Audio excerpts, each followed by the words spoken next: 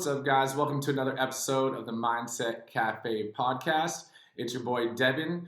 And like always, we're here to help you on your journey, whether it's personal development, whether it's becoming an entrepreneur, or if you're an entrepreneur facing struggles, or even in just relationships, right? Anything that you're overcoming, we have people to help give you their perspectives through their journeys. And today we have someone actually really, near and dear to my heart, my aunt, Tiffany Romero. She is not only a serial entrepreneur, she is also a mom, and I've got to see her journey firsthand to a degree, and I think that she has not only a journey that's going to help you, but also a wealth of knowledge.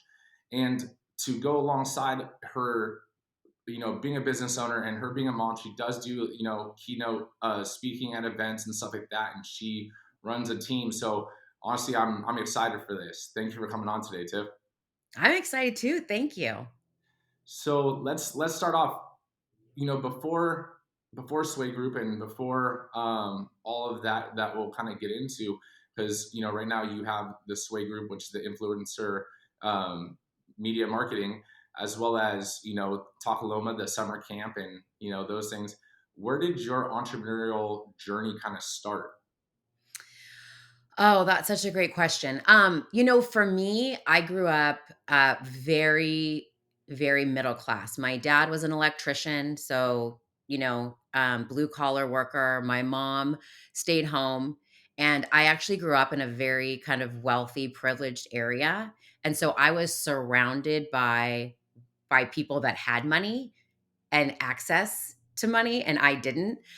So I got my first job the minute that I got that work permit. As a children's store in the mall. I worked at a burger place, and I think I really thought to myself, like, the people that I see doing this are doing it their way, and that's what I want to do. I was raised in a house where you got one job, you worked it till you retired, you got your pension, and you were happy with that. That was the goal, that was the end game. And that is certainly a valid and wonderful route. I have to tell you, as an electrician, and with your dad's work, his pension allowed him a wonderful lifestyle after he was done working, but that just wasn't my personality. I was any babysitting job, anything that could come up. I think I actually, if we're truly going back to my initial entrepreneur ideas, I was a babysitter with handmade business cards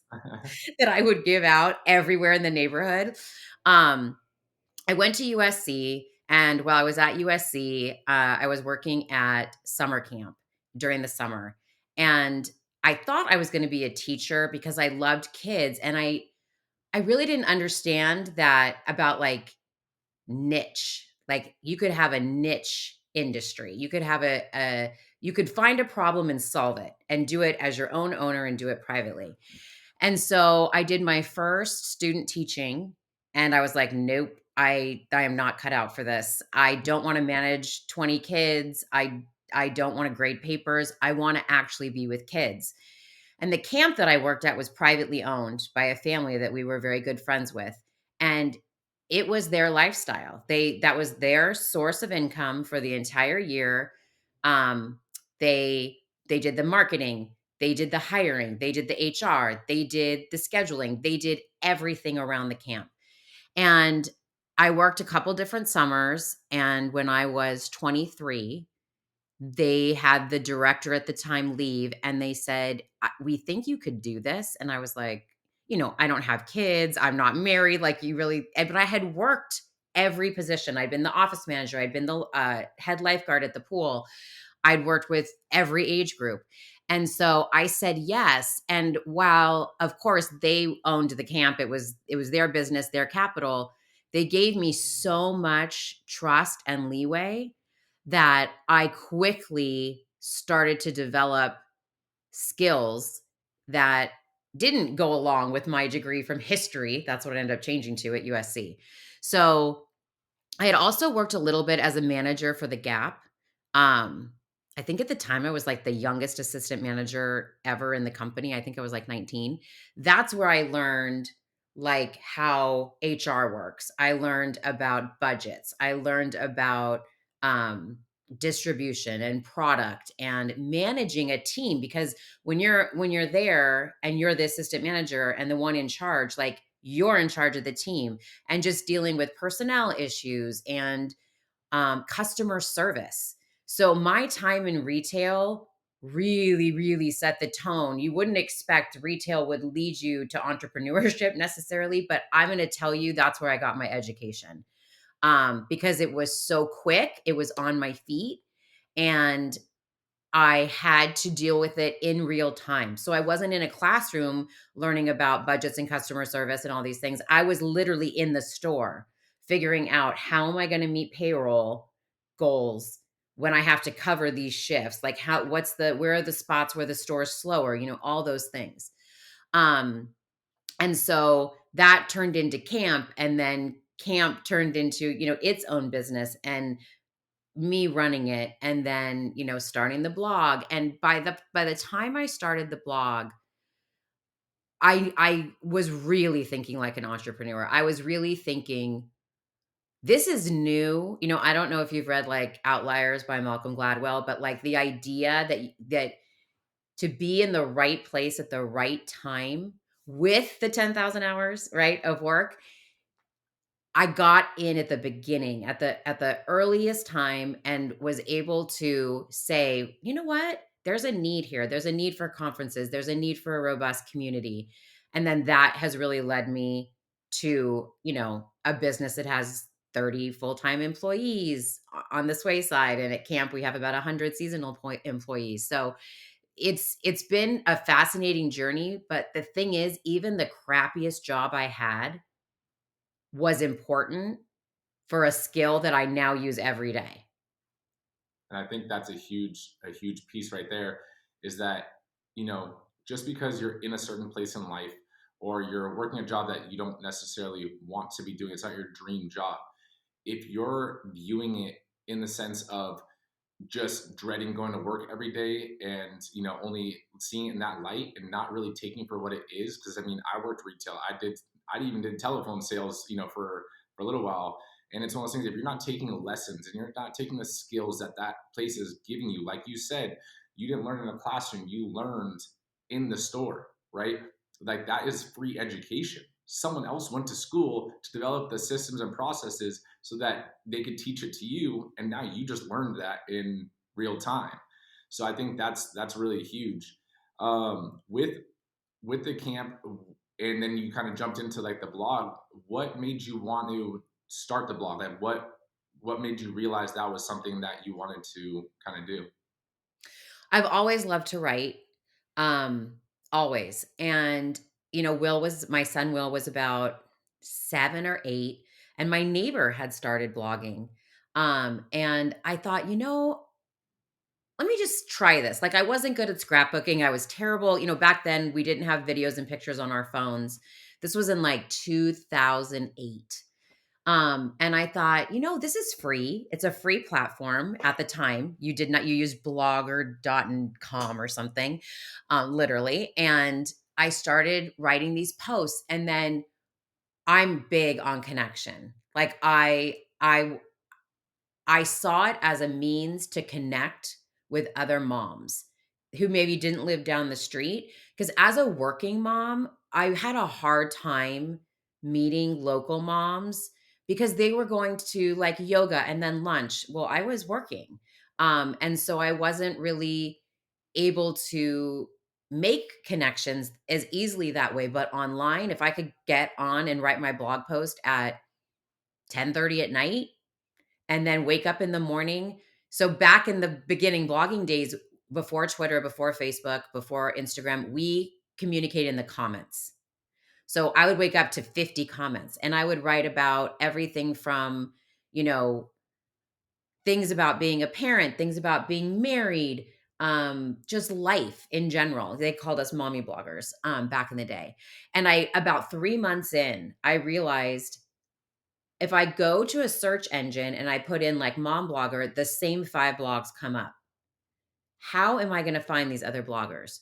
So I developed a website that became a community of like, I think by the highest, we were like 60,000 bloggers. Um, were signed up, and basically we featured a new blogger every day. So every day you could come and find a new blogger to check out. But it was based on a line. So you put yourself in line to be featured, and as long as you had commented on the blog, on one of the blogs 3 times in a month, you would get featured. So we were able, with that mentality, we were able to keep people engaged because to get their turn, they had to support the person in front of them. Yep. And again, I always tell people one of the reasons that I was able to launch my blog and eventually a conference series that did 6 figures a year and then into my company now is because from day 1, I invested in myself. I started the blog with a prize package for summer that included like a digital camera, a bounce house, like all these things to keep you and your kids busy. I think it cost me like $500, but that got me the first probably 2,000 people in the first week. So I didn't Wow. have to start off slow with like word of mouth. I thought, you know what? I'm going to spend the money. I got it professionally designed. Like I really went in. And at the time, this was like 15 years ago. Yeah. Um, Women were still a lot of like suburban moms, they weren't in the mindset of that they could take money from the family and put it towards something that was just for them. And that is really where my conference series and my most popular talks and my most popular keynotes really came from is being an entrepreneur and being a woman is very different in most situations than being an entrepreneur and being male. As a woman, I think it's gotten so much better with emotional labor and division of labor. Like I see you as a dad and how involved you are. And I was so lucky because I had that too. But a lot of the women that I spoke to didn't. And they didn't feel like they could go to their partner and their family and say, I'm good at this. And I think I have a chance to make a business out of this. And I need this money from our savings account. And I need this time out of the day. And so what I was seeing was women staying up 4 hours after their kids go to bed to try to build their blog. And so that really became like a passion of mine and what I built the conference series around. But it's it's really it's really evolved naturally.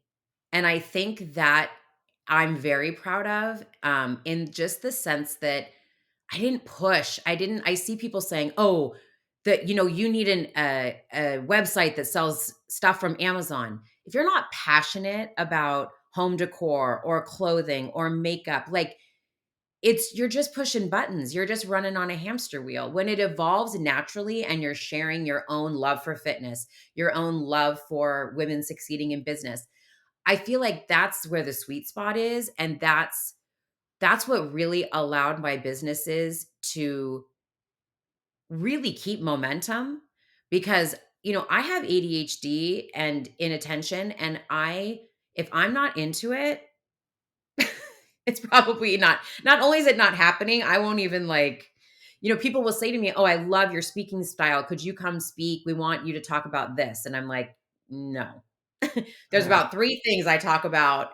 If one of those things isn't a fit for your keynote, then I'm not a fit, but if it is, like, I'll give you the best keynote of your life. So, I think just really, really being clear about what it is that you want, and so many of my conferences and personal coaching starts off with that question for women. What is it you actually want?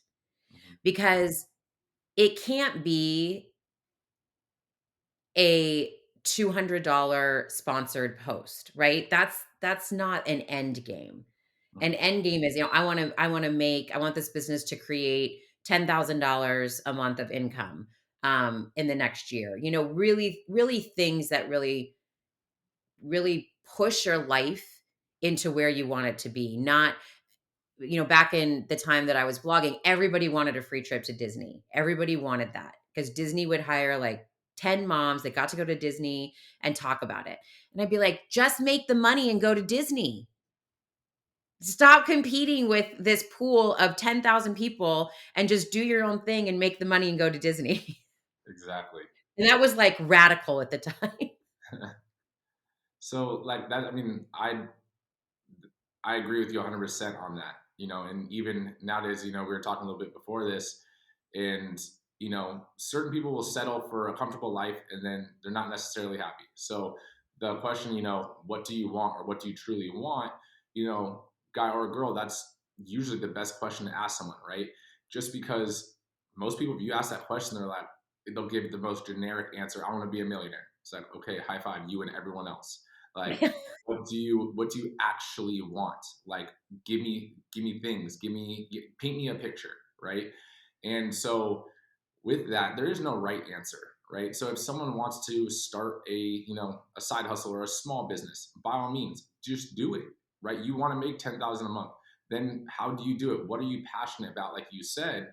And it's not that, I think what people get confused on, the way you said it was perfect, because people think if I'm passionate, I'll never work a day in my life. That's just not true. Like, you are going to work. Like, that's just the nature of the game. But you're going to be excited about going to work. You're going to be excited about learning new things and growing. And like everything you said, I mean, I have ADHD myself, and it's one of those things. If I'm not passionate about it, if I don't at least like it, I'm not doing it. Or I'll try to do it, and I'm not going to get it done.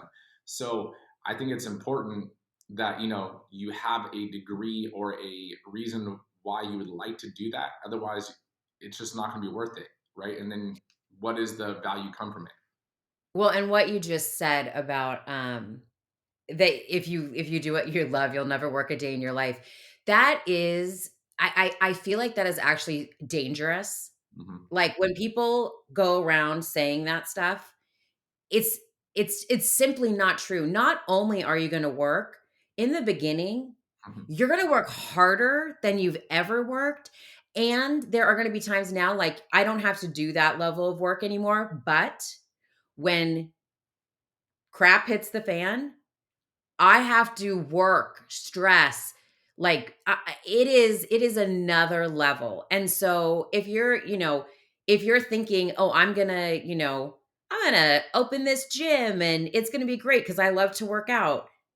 Okay, you're gonna have issues with employees, you're gonna have issues with landlords, you're gonna have issues with customers, with clients, but but like, there are a lot of people that joke, especially parents that come to our summer camp.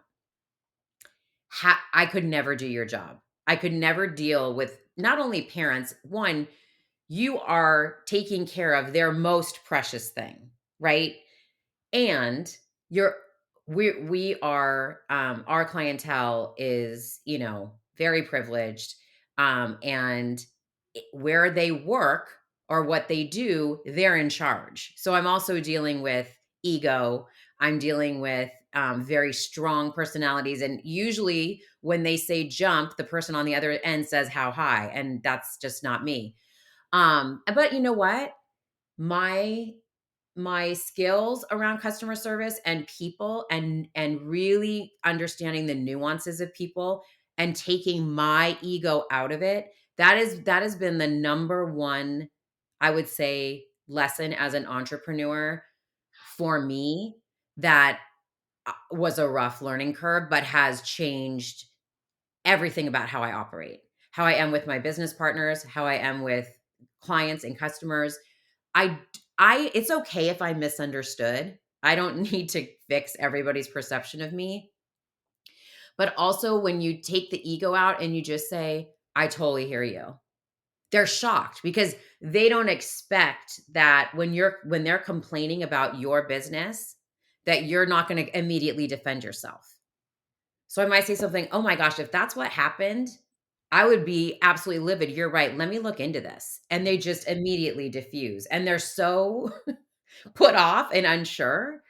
And there are some times that I have to say, it doesn't seem like we're the right fit for you. Yep. And that's okay. And in those cases, here's your money. Best of luck. I don't want to be right for 100% of the people. Hmm. That's not a business that's moving forward and disrupting and making waves. I want to do what I do and what I love, and it's going to be right for a lot enough people to pay my bills and give me a great life. And I think that's where a lot of early entrepreneurs get tangled up, is in their own ego, defending their businesses and their practices, and not being comfortable saying, "You know what? This isn't the right fit. This isn't a good match for you."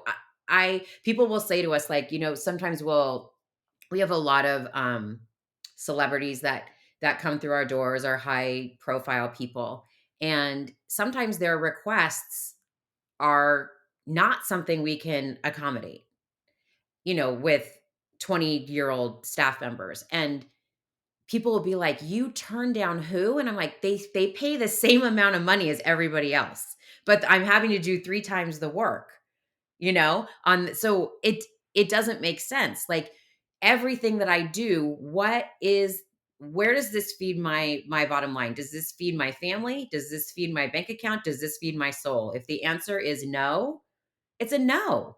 Period. And it's really hard when money's on the line to say no.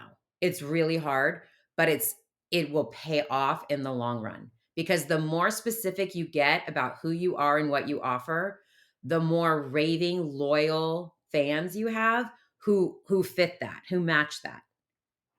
No, I agree 100%. Both on the fact of, rewinding to when you said, people that are quitting their 9 to 5 to think that all of a sudden you don't have a time clock in the early days, like their 24 hours is your new time clock. Like, welcome to the team. But I agree. And it's a lesson I think I've learned over my career, as well, from personal training. And now, even with the franchise system, I still have that same mindset of how you said, like, I don't want to be 100%, the right fit for everyone. So even though we're in the early stages of franchising, I've already turned away people and be like, look, I don't think our franchise is the right system for you. And it's crazy because the numbers that we're talking on bigger scales, and it's just turning down money now on something like that, you're also saving yourself 10 years, in my case, 10 years of headaches. And it's like, what do you value more? Right. And then for yourself, for like the camp, let's say, you're turning down a parent, that's a whole summer. You don't have to deal with a headache or whatever. For your, influencer marketing thing, all of a sudden, if you have clients that are, going way above and beyond, and they're already creating the issues before the project's even started, how do you think the project is going to go? And then your other clients are going to see how, one, you respond to that client, and you're going to get frustrated, so they're going to see you frustrated, and then that's not going to rub them the right way, as well as those clients aren't going to refer other people to someone that's frustrated. So by tailoring down, like you said, your niche, you've made it like an important part, so that everyone that is part of your team or your clientele are raving fans, and they're referring people because the community is so tight knit. And you're not just like, I'll take everyone's money. It's like, But this is who. it to your point, it will cost you money. It will cost you money in time, in your employees' morale. Because if you have a terrible client that is affecting your employees, who are punching a clock and who aren't doing this for, down the line wealth, it's gonna wear on them, and then they feel like that you aren't sticking up to what, or living up to what you said the culture was going to be at work.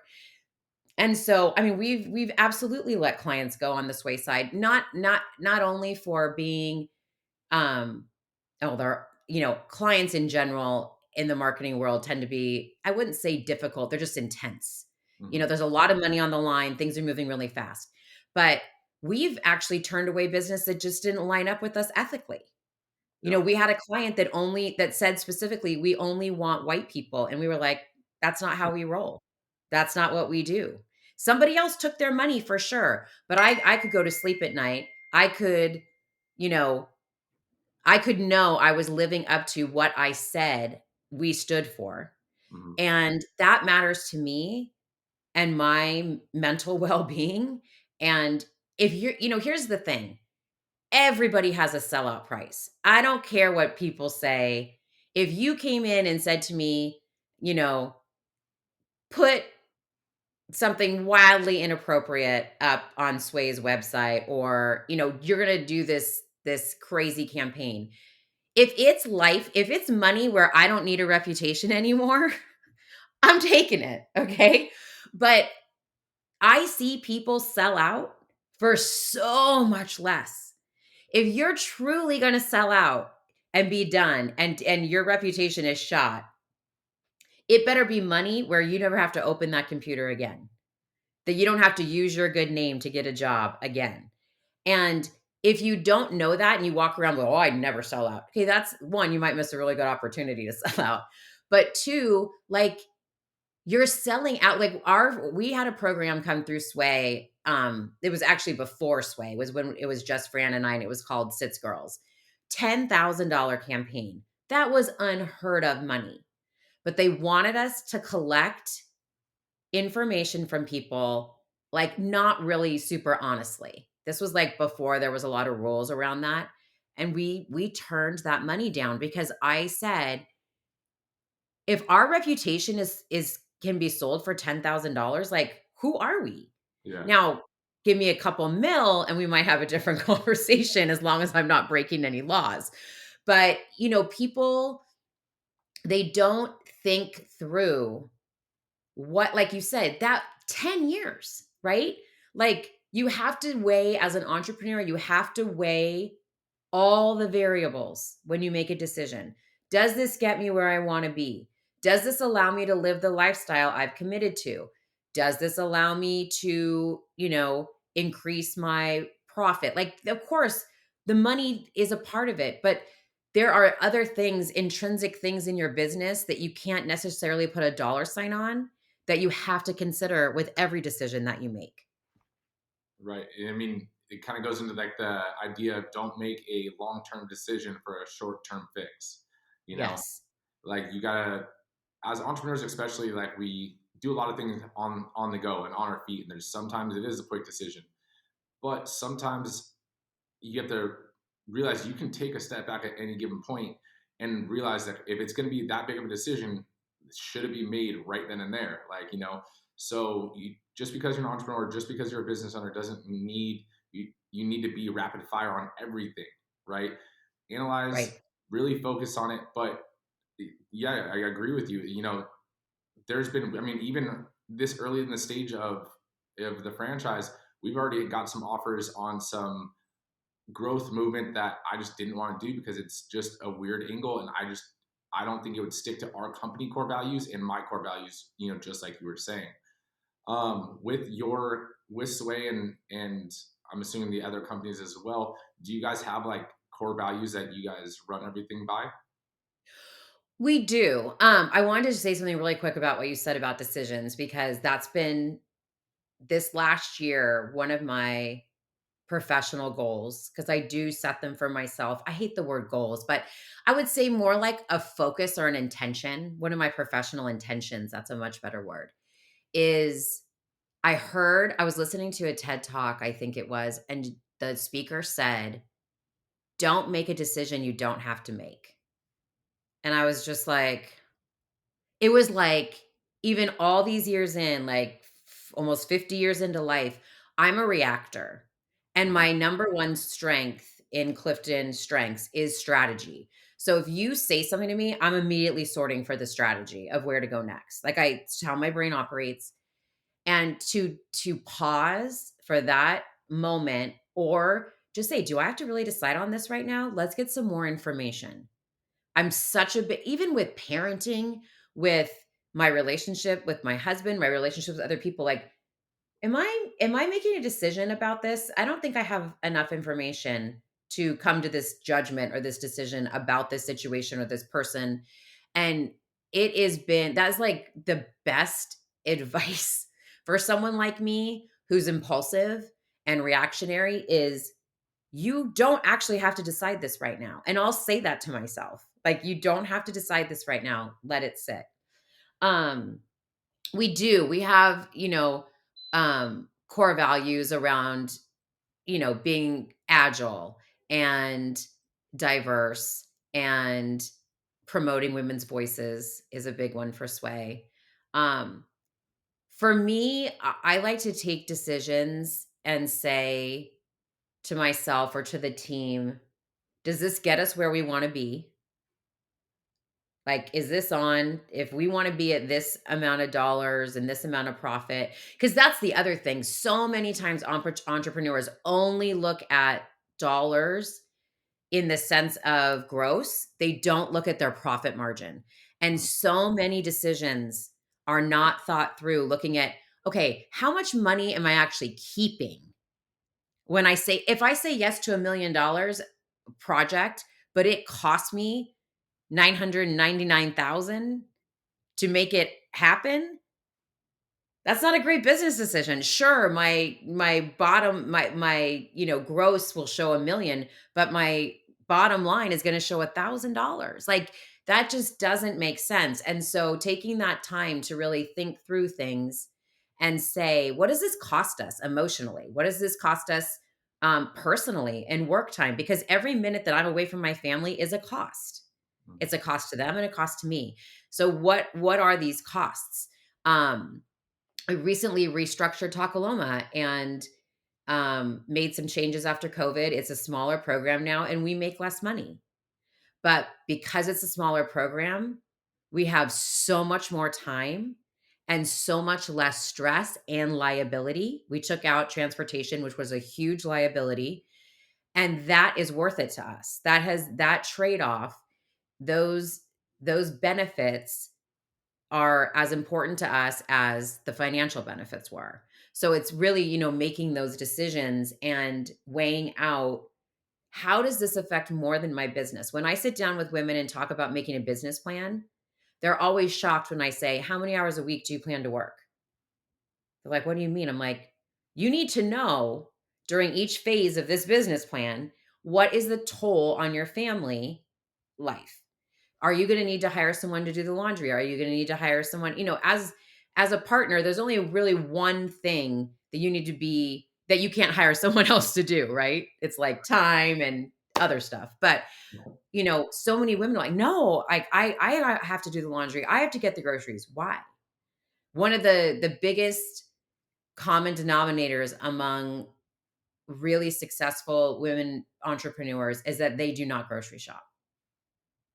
They don't. If they can make $200 an hour, $300 an hour doing their work, why would they ever spend that at the grocery store? Unless they love it. There are people where going to the grocery store helps them get creative for what they want to cook and they love it. That's different. That's not me. But like knowing like if you can pay $100 a year for an Instacart, what does that save me in time? It saves me. Instacart tells me every time that I've saved, I think I'm at 2,000 shopping trips or something since in the last 3 or 4 years. But just really balancing out, who can take this off my plate? Who can do this? And delegate so that you can do what you're good at. And you can do the job and the tasks that bring money into the business and that keep people moving and keep people motivated and keep the creativity going. Because that's really where the focus should be. Once your operation has employees, you don't want to be down in the weeds, right? Like you want to be looking at the bigger picture. Somebody has to be. And, if you have a business partner, maybe they're the ones that deals with the day-to-day, weeds of what's going on, or you divide it. But you want to have space available to look ahead. And if your head is down and you're only focused on getting through that day, you're not using that energy to think bigger and make plans and strategically come up with what's next. What's next, you know? no, and that's awesome. And honestly, I completely agree with what you're saying too. If you don't love doing it in the sense of like grocery shopping, just this analogy, right? Then you don't necessarily need to spend the time doing it because yes, you make $200 an hour, let's say, just to keep this, numbers game even. You make $200 an hour, but now you give up an hour just of drive time there and back unloading the groceries, and that there's $200 lost, right? If you look at it that way. Then you go into the grocery store. Let's say you're there for another hour finding all the groceries. That's another $200 technically lost. So now you're at $400. And then you spend $200 at the grocery store to buy your groceries. Now you're at $600 when you don't even love doing it anyways. So you could have paid someone, a quarter of that or even, a fraction of that, just do it for you and still made money. But if you do love it, then by all means, like, it's everything in life, there is a cost association, right? If you're in your business working, the cost is you're not spending time with your family. If you're spending time with your family, there's a cost up to your business, right? So everything works that way. So I completely agree. You just have to evaluate the cost of the things that you're doing, and is it really the most valuable thing to you and to your goals or your intentions, right? So knowing what you know now on delegation, what would be your advice, or how were you able to shift your mindset? Because I mean, I went through the same thing for a solopreneur, becoming an entrepreneur and having a team, and knowing that you don't need to do every task and wear every hat. What was your journey like, bringing on a team and realizing that? Well, I'm really fortunate in my personality that I'm not a perfectionist. I think entrepreneurs, that's hard because a lot of entrepreneurs are actual perfectionists. They like things done a certain way, and that's what has helped them get to this point. That isn't me. So I just want to go in saying that because I know that some people listening might be like, "Oh my god, I could never." Mhm. So I my first when I realized that Sits Girls, which was the website that led to Sway, being involved, when I realized I was not gonna be able to do it on my own because I was running summer camp, so there were 3 months, there was no way. I looked at the people around me in the blogging world and I said, "Who has the opposite skill set of me, but the same values?" And that's the person I picked. My partner, Fran, still my partner, one of my closest friends. She has the opposite skill set of me. She's very detail oriented. I'm big picture. She's, you know, there's not a dish left in her sink at night. I could care less if I go to bed with the dishes done, but I live with Scott Romero, so he can't go to bed with the dishes in the sink. Um, when I speak at conferences and talk to women, there's a really simple exercise that I do, and it's gonna sound super easy and, like, silly almost, but it works. It works at least to get things started, which is to take a piece of paper and write down, "If I didn't have to blank, I could do more of blank." And that first blank that you fill in is the first person you hire to do. So if I didn't have to do accounting, I could do more marketing. And Mhm. you start to see what it is that you don't want to hire people that have the same strengths as you. You want to hire people who do the love to do the stuff that you don't. And with women, what I was seeing a lot, women who came upon owning a business accidentally because they were really good at selling something on Etsy or their blog took off and suddenly they had an opportunity to create a product, something like that. They hire their friends and their family because they feel like they can that's easy and they can trust them. But here's the thing. You are not responsible for taking everybody with you, first of Mhm. all, on your success. That's a hard it sounds harsh, and I'm a generous person, and that's great, and I'm happy to give, but I'm not responsible for my family's livelihood to be all employees of my business. Um, my sister's worked with me for years, opposite skill set, and it works for us. But really take the time to do a job description with AI these days and Chat GPT. Just you can write in words of what you need and say create a job description so Mhm. that you can then go through and edit. Well, I don't need that. I do need this. And I would say, start someone as an independent contractor if you can to make sure that the fit is there, and then you can see, okay, am I in a place to actually make this person an employee? Because there's a lot that goes along with having actual employees versus independent contractors that you need to be ready for and able to do where their taxes and accounting and all that. Um, but to really nail down, not just I need help. What do you need help with? Mhm. Because the first person you hire might be a babysitter so that you can actually get some extra work done when they're not at school. The first person you hire might be you know, someone who comes in and cleans your house because that's time that you need back. But then when you get to like, a brick and mortar establishment like you have, your needs change and you have to figure out, okay, what time of day do I need these people to cover? What skill set do they need to have? What do they need to be able to do? Like, do they need to be able to lift 50 pounds? Do they, you need to have all these things figured out. We have a zero tolerance for gossip at camp. You can actually be terminated for gossiping. And people are like, how can you do that? That's not legal. I'm like, it actually is because it's laid out in our job description and it's part of our employee handbook.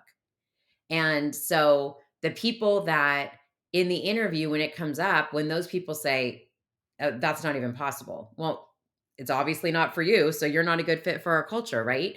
But the people who are like, oh my God, like there's nobody talks crap about other people and this place sounds amazing. Those are the people that are a really good fit. And I want to touch on something you said because I've heard that before, not with our company, but like over the years, like, people getting upset because, someone got fired for this or that. And it's like, depending on what the job description is, and if it in your terms it says, you're a no gossip company and you just didn't follow the rules, well, guess what? You're a rule breaker. You don't fit the circle. But even in most states, if you really look at it, most states employment is at will.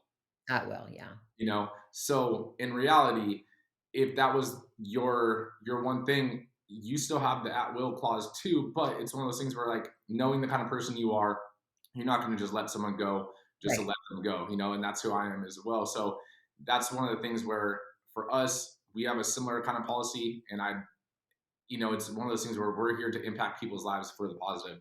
So if you're not impacting someone's life in the positive and you're acting negative, you start to go against the company core values and who we want just around us. Like, if I can't see you at a family barbecue or something like that, like, we just don't hire you. Like, if I can't, that's just how it is. Um, Mhm. so And I let's. think and interviewing multiple people is so important. Even if you love the first candidate, that's great, love them. I mean, I my wedding dress was the first dress I tried on. I still tried on 15 others, right? Because you actually the more people you interview when you start, the more clear you actually get about what you're looking for. Because Yep. you either see what you don't want or what you do want, and then you can kind of curtail your interview questions and curtail your job description more and more and make it more and more specific and purposeful and intentional for the job and the position that you're hiring for. No, I definitely agree. And if you interview that first person, they might seem like the golden employee, right? But if you don't interview the second person, they might have been a little bit better, right? You won't know that in giving yourself options as a business owner. Or if you really only need one position and you can't financially bring on a second position, there's ways to do it.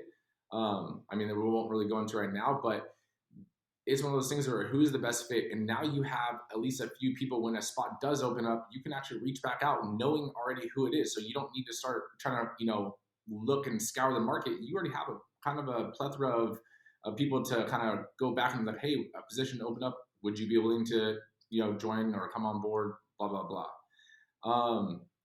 I know we've touched base a little bit on Sway and stuff, but I just want you to go into like a brief detail. What does Sway do, for. So, yeah, Sway is a like influencer and creator digital agency. So, essentially what we do is develop and execute online digital programs for brands that are focused on the creator and creator content. So you'll have a brand that comes in and says, okay, we are launching this new burger.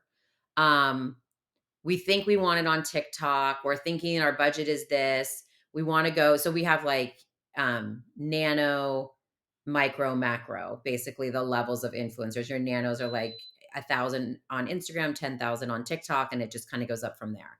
And then we will look at that.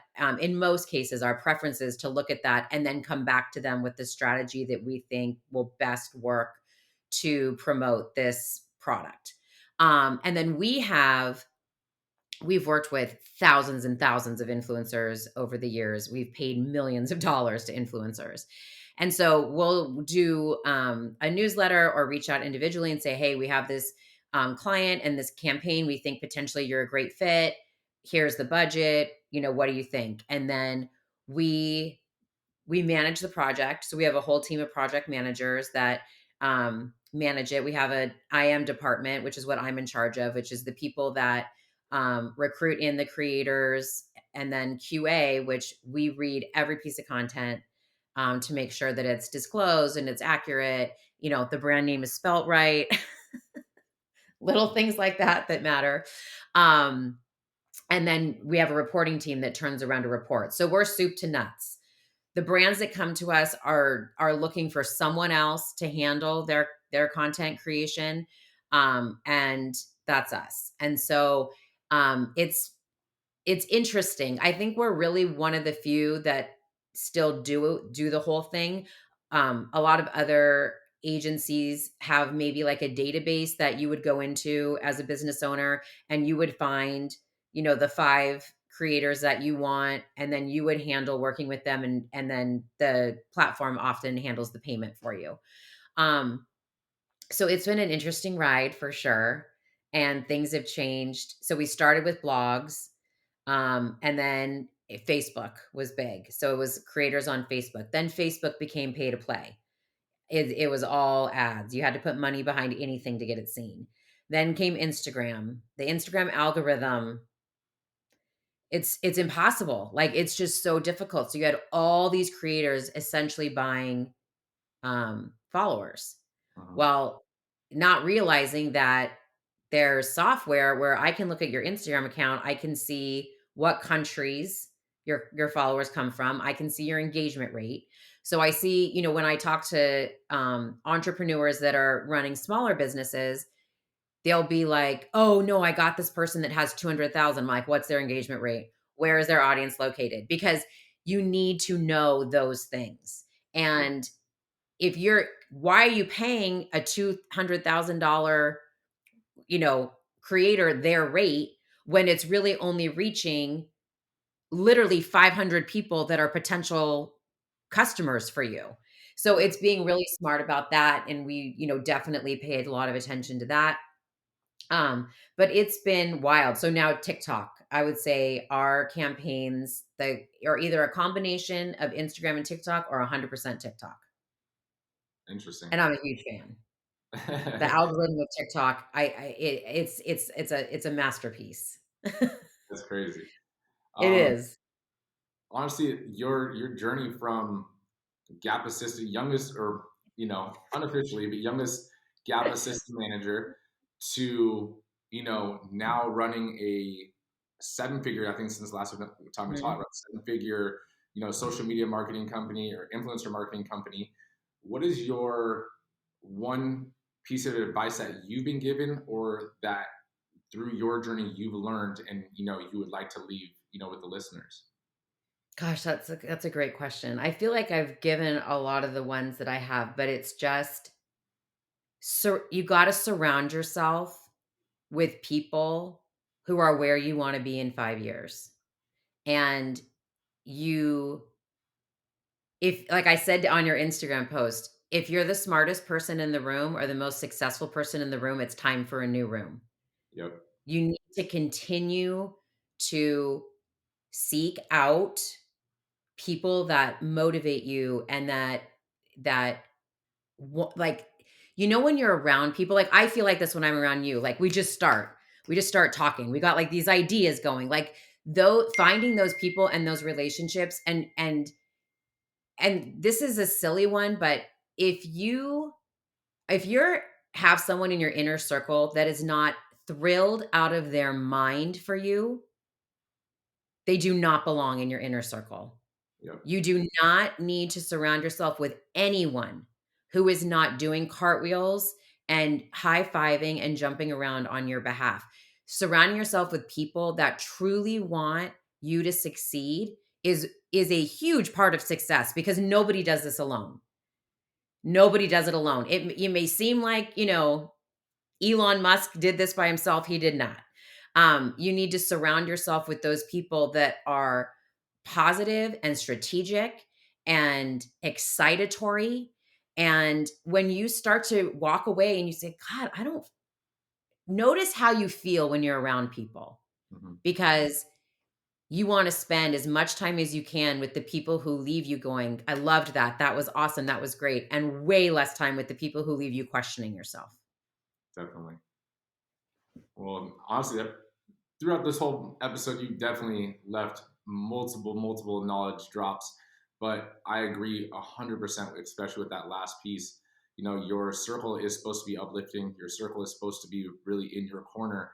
And if you have someone that's not, they're not supposed to be in your circle. Like, cut the finger to save the hand.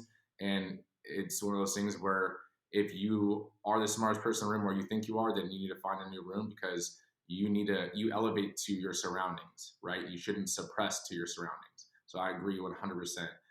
Tiff, I just want to thank you so much for taking the time out of your day. I know you got tons of things going on, so thank you so much for coming on, and being a guest on the podcast.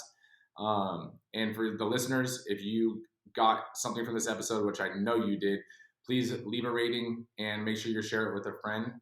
Tiff, we'll definitely see you soon. Thank you so much.